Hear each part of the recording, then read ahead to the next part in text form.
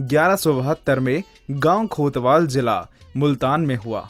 इनके पिता का नाम शेख जमान सुलेमान तथा माता का नाम मरियम था।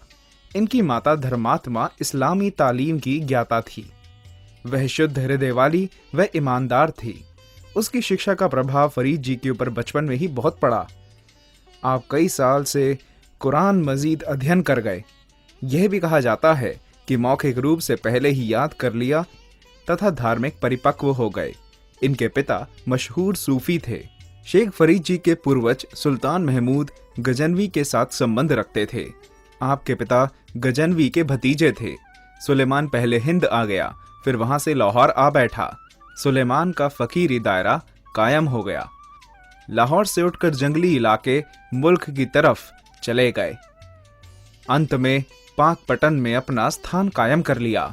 वहीं शेख फरीद जी का जन्म हुआ। शेख फरीद जी का जन्म गुरु नानक देव जी से पहले 500 साल पहले माना जाता है। एक दिन माता ने तपस्या के बारे में बताया तो आपने विचार बना लिया कि युवा होकर तपस्या करेंगे। जब युवा हुए, चेतना आई तो घर से तपस्या के लिए निकल पड़े। उन्होंने 12 साल जंगल में काटे। उनके बाल बढ़ गए, वे जुड़ गए। प्रभु का सिमरन करते हुए गर्मी सर्दी में रहकर वन की पीलू, करीरों के डेले, शोहर का पक्का फल आदि खा लेते। कभी कभी वृक्ष के पत्ते भी खा लेते। उनके मन में 12 साल भक्ति करके अहंकार आ गया। उन्होंने चिड़ियों को कहा, मर जाओ। सचमुच ही चिड़िया मर गई। जीवित हो जाओ। वह सचमुच ही जीवित हो गई। उन्हें लगा कि उनकी भक्ति पूरी हो गई है, रिद्धियां सिद्धियां मिल गई हैं, अच्छा हो गया है। अहंकार में भरे हुए फरीद जी पास के गांव में पहुंच गए। अपनी प्यास बुझाने के लिए कुएं की तरफ चल दिए। वहां पर एक स्त्री पानी का डोल निकालती, वह भरकर उल्टा देती। फरीद जी ने कहा, कन्या मुझे पानी पिलाओ, मैं दूर से आया हूँ। परंतु उस कन्या ने फरीद जी की तरफ ध्यान न दिया और अपने कार्य में लगी रही। फरीद जी क्रोधित हो गए और कहने लगे, मैं कब से कह रहा हूँ मुझे पानी पिलाओ, जमीन पर पानी फेंकने से तुम्हें क्या लाभ। कन्या ने उत्तर दिया, मेरी बहन का घर जल रहा है, आग बुझा रही हूँ। मेरी बहन का घर यहाँ से 20 कोस दूर है। फरीद जी यह सुनकर बहुत हैरान हुए। कन्या ने कहना शुरू किया कि यहाँ चिड़ियां नहीं, जिनको कहोगे मर जाओ तो वह मर जाएंगी तथा कहोगे उड़ जाओ तो उड़ जाएंगी, यहाँ यह नहीं। यह बात सुनकर फरीद जी दंग रह गए कि उसे यह बात कहाँ से ज्ञात हुई।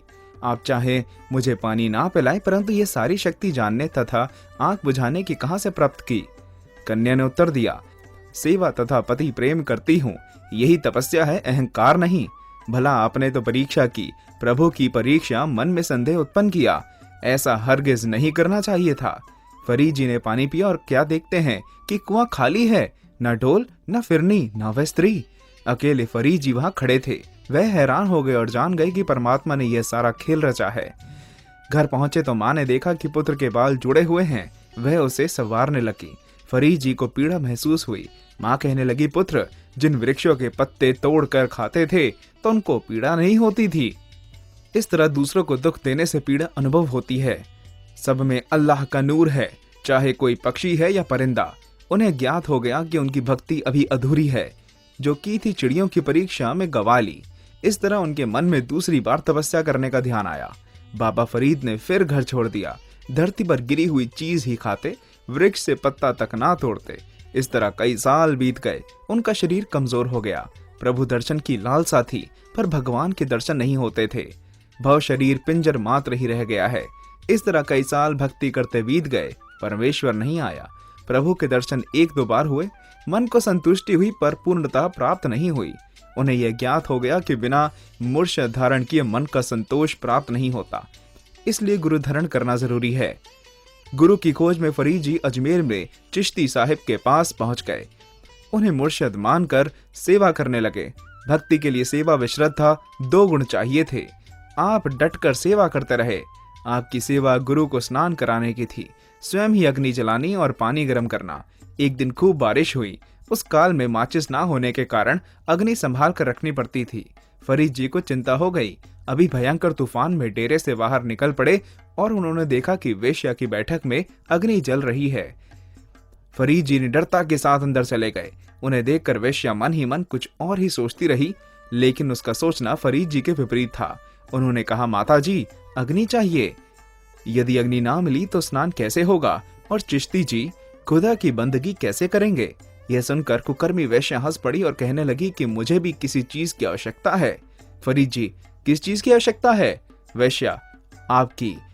मुझे आपकी आंखें बहुत प्यारी लगी हैं। अगर आप मुझे अपनी आंख की पुतली देंगे तो अग्नि अवश्य ही मिल जाएगी। इतिहास में लिखा है, जैसे ही वैश्या ने तेज चाकू लिया और आंख पर लगाया, उसे अचानक धक्का लगा और पीछे गिर गई। लेकिन फरीद जी की आंख पर घाव हो गया। उसने आंख पर पट्टी बांध दी और फरीद जी को अग्नि देकर फरीद जी से क्षमा मांगने लगी। अपने नियम के अनुसार फरीद जी ने प्रातःकाल अग्नि जलाई, पानी गर्म किया और गुरुजी को स्नान कराया। गुरुजी ने पूछा, फरीद, आंख पर पट्टी क्यों बांध रखी है? फरीद जी हाथ जोड़कर खड़े रहे। पट्टी खोल दो, गुरुजी ने हुक्म किया। जैसे कि पट्टी खोली, आंख पर कोई घाव नहीं था।